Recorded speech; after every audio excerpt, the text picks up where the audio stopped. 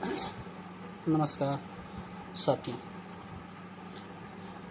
आदर्श शिक्षण संस्थान की ऑनलाइन कक्षा में आपका स्वागत है। आज हम कक्षा 9 विषय विज्ञान का पहला अध्याय हमारे आसपास के पदार्थ के बारे में चर्चा करेंगे। तो हम देखते हैं कि हमारे चारों तरफ जो भी वस्तु है वो मुख्य रूप से क्या है, पदार्थ ही है। अब पदार्थ कहते किसे हैं, यानी क्या किस वस्तु को अपन पदार्थ की श्रेणी में रखेंगे। तो किसी वस्तु को पदार्थ अपन तब तक नहीं कह सकते जब तक इनमें दो मुख्य बातें होनी चाहिए। पहली बात कि कोई भी वस्तु है तो उसका द्रव्यमान होना चाहिए। द्रव्यमान का मान मतलब हो सकता है सीधा उसका भार से संबंधित, यानी उस वस्तु में क्या होना चाहिए, भार होना चाहिए। और दूसरा, वो क्या करते हो, स्थान घेरती हो। स्थान घेरने का मतलब उसमें क्या हो, आयतन। तीसरी चीज अपन और भी कह सकते हैं इसमें कि ज्ञानेंद्रियों के द्वारा हमें महसूस होनी चाहिए। 5 ज्ञानेंद्रियां अपने, कितनी ज्ञानेंद्रियां है, 5। सभी को पता है 5 ज्ञानेंद्रियां कौन कौन सी है, आँख, कान, नाक, जीभ, त्वचा। इन 5 ज्ञानेंद्रियों के द्वारा ही अगर किसी वस्तु का अपने को आभास होता है तो वो वस्तु क्या कहलाएगी, पदार्थ। सामान्य रूप से अपन कह सकते हैं वह वस्तु जिसका स्वयं का क्या हो, द्रव्यमान हो, तथा स्वयं स्थान घेरती हो और ज्ञानेंद्रियों के द्वारा महसूस की जा सके, वो वस्तु क्या कहलाएगी, पदार्थ कहलाएगी। जैसे जल, जल का स्वयं का द्रव्यमान होता है, स्थान भी घेरता है। जैसे वायु, जैसे पेन है, पेन भी क्या है, पदार्थ।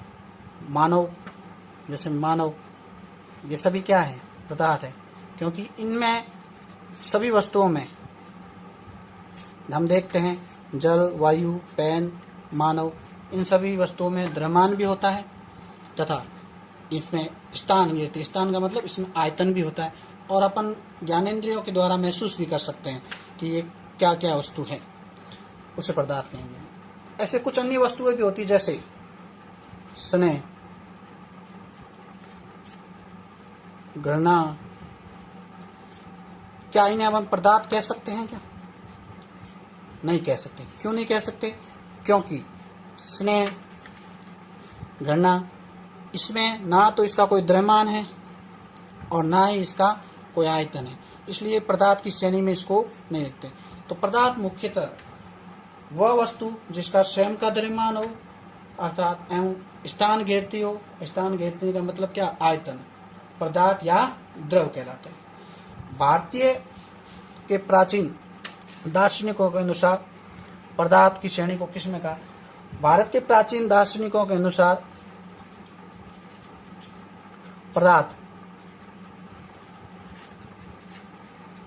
दार्शनिकों के अनुसार पदार्थ क्या होता है, पदार्थ को 5 मूल तत्वों में वर्गीकृत किया गया है। ये 5 मूल तत्व क्या कहलाए आगे जाकर, पंच तत्व।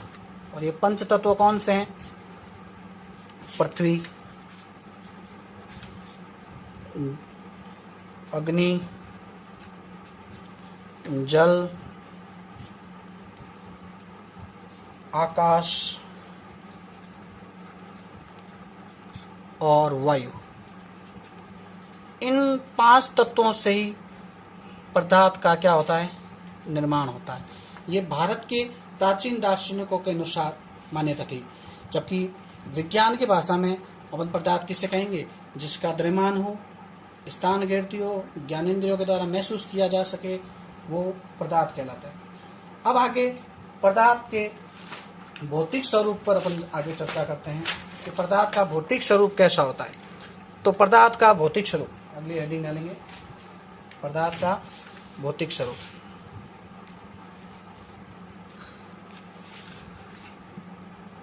पदार्थ का भौतिक स्वरूप। देखने पर पता चलता है पदार्थ मुख्यतः भौतिक मतलब अपने दिखाई किस रूप में दिखता है। पहला, पदार्थ कणों से मिलकर बना होता है, कणों से मिलकर बना होता है। ये भौतिक स्वरूप का पहला है पॉइंट है कि पदार्थ क्या होता है, कणों से मिलकर बना होता है।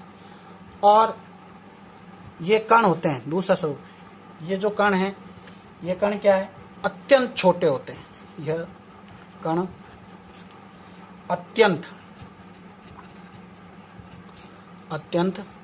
छोटे होते हैं। इन छोटे कणों को अपन क्या कहते हैं, आगे जाकर परमाणु कहते हैं। क्या कहते हैं, परमाणु। जो पदार्थ का वह कण जो आगे विभाजित ना हो वो क्या कहलाता है, परमाणु कहलाता है। तो इस अत्यंत छोटे कण को अपन क्या कहते हैं, परमाणु कहते हैं। तो भौतिक स्वरूप मुख्य रूप से दो होते हैं, पदार्थ कणों से मिलकर बना होता है और ये कण अत्यंत छोटे होते हैं। इसके लिए क्रियाकलाप भी दर्शाया गया है कि पदार्थ कणों से मिलकर बना होता है। कैसे, इसका क्रियाकलाप है, जैसे 3 बीकर लिए, उसमें पहले बीकर में अपन ने क्या डाल दिया, जल। दूसरे बीकर में जल और उसके साथ कुछ मात्रा में क्या डाल दिया, नमक। और तीसरे बीकर में अपन नमक और जल को मिलाने के लिए एक छड़ का उपयोग करते हैं।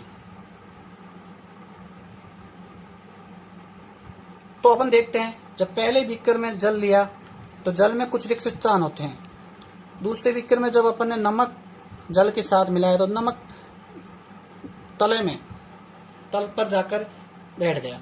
और छड़ की सहायता से जब अपने इस नमक और जल को हिलाया तो पानी में जो रिक्त स्थान थे, उन रिक्त स्थानों में नमक के कण क्या हो गए, समावेशित हो गए। नमक के कण इस रिक्त स्थानों में समावेशित हो गए। तो इससे सिद्ध हो गया कि पदार्थ क्या होता है, छोटे छोटे कणों से मिलकर बने होते हैं और ये अत्यंत छोटे होते हैं। दूसरा कण है, ये कण अत्यंत छोटे, इसके लिए भी एक क्रियाकलाप है। जैसे अपन ने एक बीकर और लिया,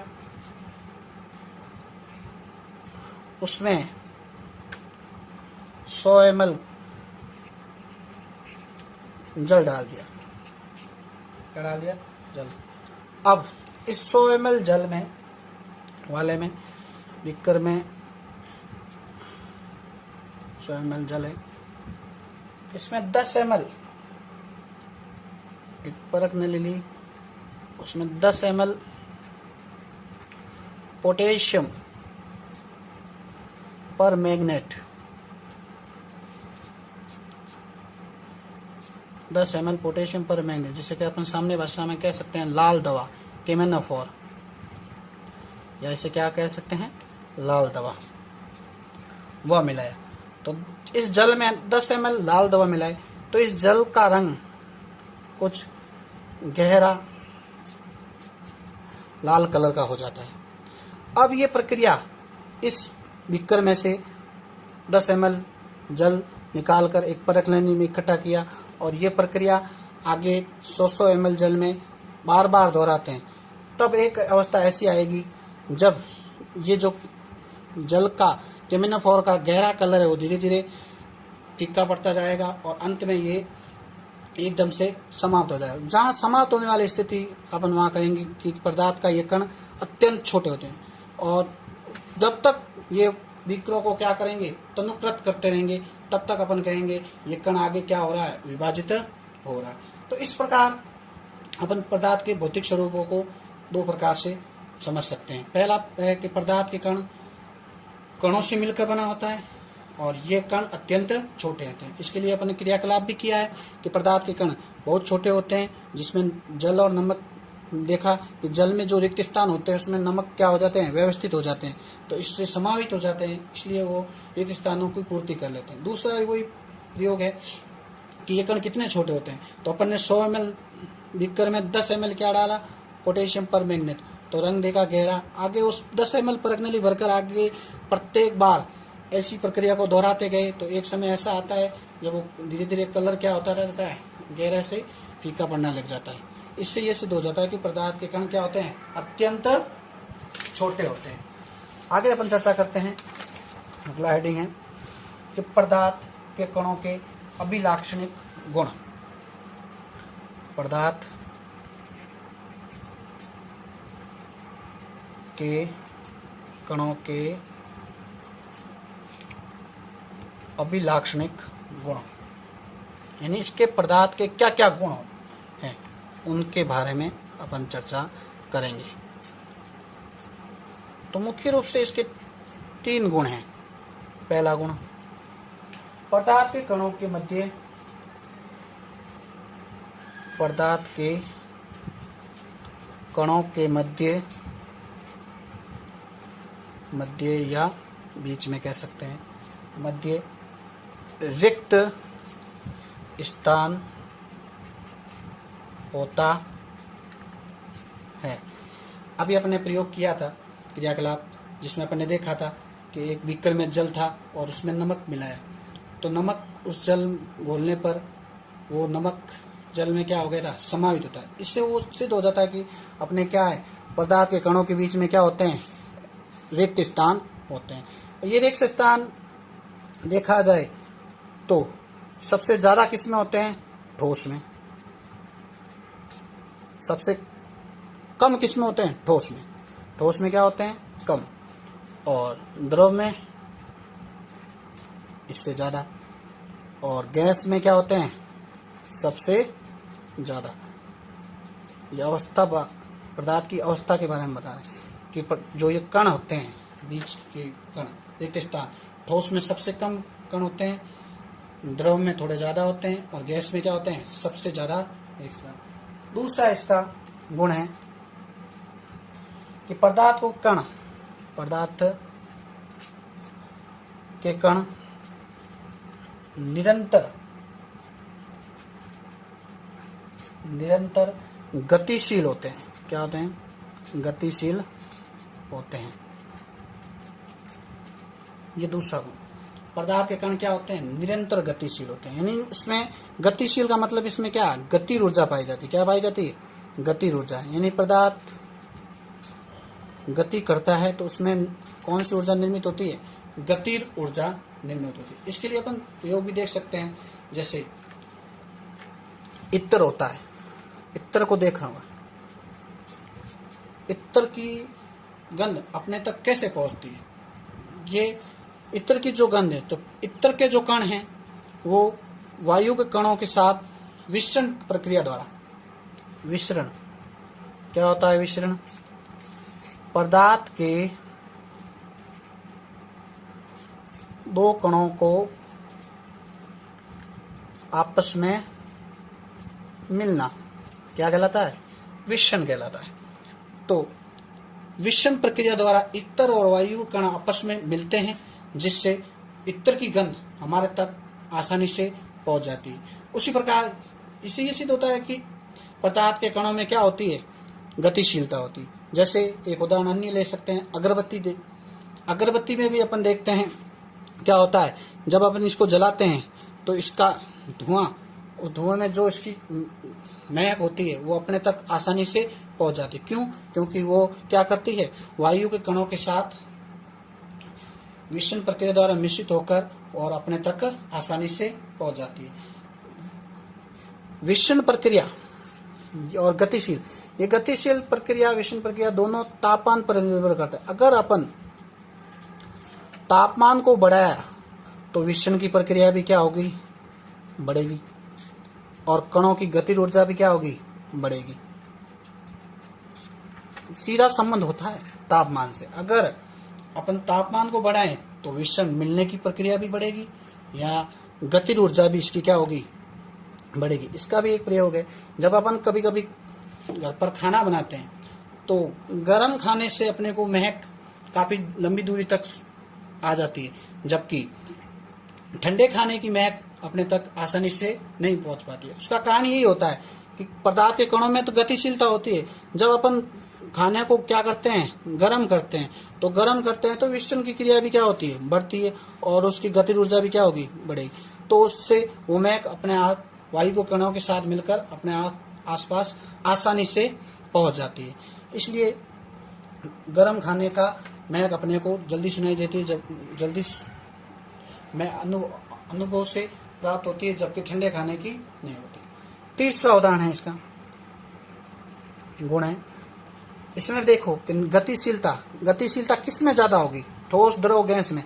तो रिक्त स्थान जिसमें कम होगा उसमें ज्यादा होगी। तो रिक्त स्थान किस में कम है, गैस में।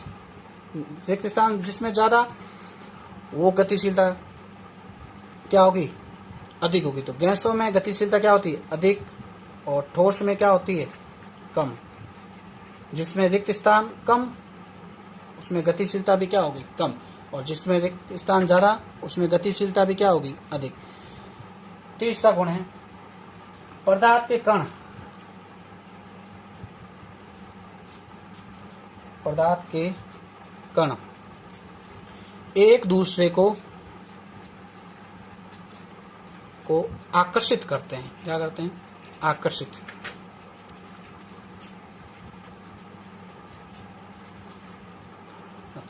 तीसरा, आकर्षित करते हैं। कैसे आकर्षित करते हैं, पदार्थ की प्रत्येक अपन देखते हैं, अभी बात की कि ठोसों में क्या होता है, रिक्त स्थान कम होता है। तो जब रिक्त स्थान कम होगा तो उनका आकर्षण बल क्या होगा, अधिक होगा। जबकि गैस में क्या होता है, रिक्त स्थान ज्यादा होता है, तो उसमें आकर्षण बल भी क्या होगा, कम होगा। तो ठोस को अपन किसी को तोड़ने के लिए अधिक बल की आवश्यकता पड़ेगी, जबकि गैस में इतने बल की आवश्यकता नहीं पड़ेगी। जैसे इसका उदाहरण अन्यथा दे सकते हैं कि आकर्षण बल, एक नल है, टूटी, जिसे अपन पानी भरते हैं। नल जब चलता है उसके साथ पानी के प्रवाह आता है। अब इसके बीच में अपन क्या रख दें, एक अंगुली रख दें, तो ये नल की जो धारा है वो अंगुली की दिशा को विपरीत है, और आगे जाकर ये क्या हो जाती है, वापिस क्या हो जाती है, मिल जाती है। इसका मतलब क्या है, ये धाराओं का क्या हो रहा है, आकर्षण हो रहा है, आपस में क्या हो रहा है, आकर्षण। ये आकर्षण किसके, क्योंकि पदार्थ के कणों के बीच क्या होता है, एक दूसरे के कण क्या करते हैं, अपने आप को आकर्षित करते हैं। तो इस धारा में अगर एक बार अपन ने प्रतिरोध भी उत्पन्न किया, फिर भी ये क्या हुआ, अपने आप आगे कट जाता है। तो पदार्थ के कणों के अभिलाक्षण गुण कितने हैं, 3 हैं। कौन कौन से हैं, पहला, पदार्थ कण बीच में रिक्त स्थान होता है, पदार्थ के कणों में निरंतर गतिशील होते हैं, और पदार्थ के कण एक दूसरे को क्या करते हैं, आकर्षित करते हैं। इससे अगला चैप्टर है अपना हेडिंग है पदार्थ की अवस्थाएं। पदार्थ की अवस्था। अब पदार्थ की अवस्था के बारे में हम सामान्य जानकारी। पदार्थ की अवस्थाएं, सामान्यतः पदार्थ की अवस्थाएं मूल रूप से 3 प्रकार की होती है। कौन कौन सी, ठोस, द्रव और गैस। वर्तमान समय में देखा जाए तो पदार्थ की अवस्थाएं कितनी हो गई, 5 हो गई। चौथी कौन सी है, प्लाज्मा, और 5वीं है BEC, बोस आइंस्टाइन कंडेंसेंट। तो इनके बारे में, पदार्थ की मूल रूप से अवस्थाएं 3 हैं, इनके बारे में हम ज्यादा अध्ययन करेंगे। सबसे पहले इनका एक चार्ट के रूप में अध्ययन करते हैं, जिससे अंतर से अपने को आसानी से क्या है समझ में आ सकते हैं। जैसे ठोस अवस्था के बारे में पहले चर्चा करते हैं, एक साथ तीनों अवस्था को अंतर के रूप में ही चर्चा करेंगे। सबसे पहला गुण ठोस अवस्था में, आकार व आयतन।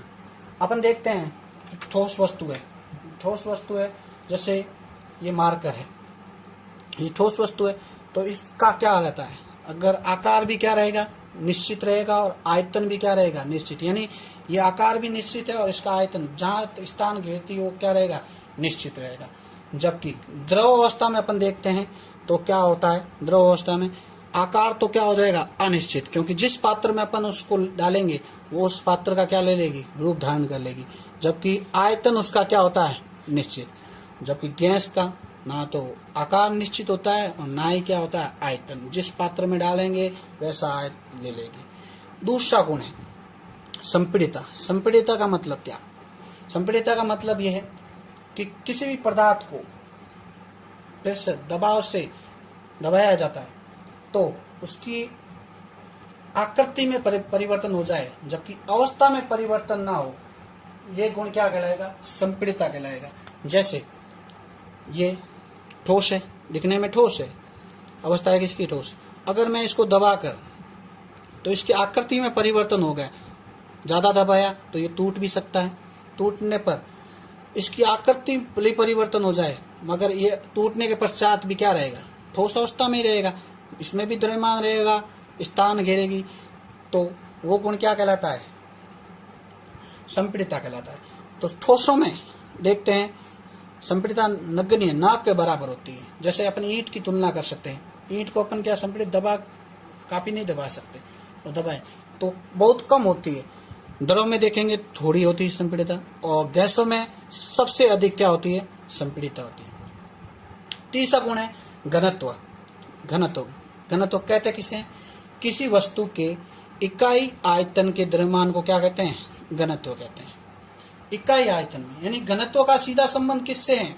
पदार्थ से संबंध है, क्योंकि पदार्थ में ये दो चीज होती है, द्रव्यमान और आयतन, तो दोनों होती है। तो घनत्व का की संबंध क्या हो गया?